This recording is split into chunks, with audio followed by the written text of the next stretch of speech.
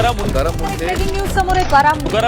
नेहमीच चर्चेत असलेले तुकाराम मुंढे यांची पुन्हा एकदा बदली झाली. तुकाराम मुंढे साहेब आहे म्हणून हे खातं यांच्याकडे 10-1 वर्ष द्या, जेणेकरून तुमच्या आमच्या आरोग्यात. मंडळी, या महाराष्ट्राला 100 तुकाराम मुंढेंची गरज आहे.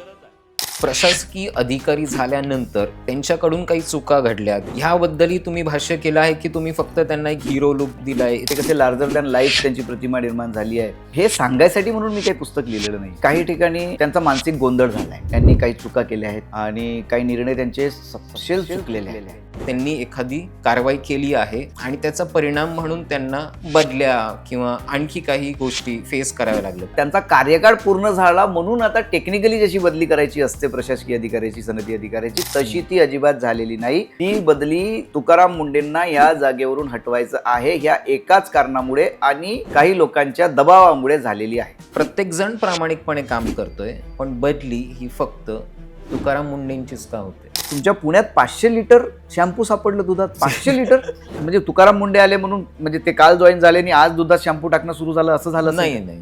अर्थात ते आधीपासून सुरू होतं. मग आधीचे जे कोणी अधिकारी त्या पदावर बसलेले असतील त्यांना तो शॅम्पू जी आहे, ती भेसळ जी आहे, ती का दिसली नसावी हा प्रश्न सर्वसामान्य माणसाला पडेल ना. साहजिक.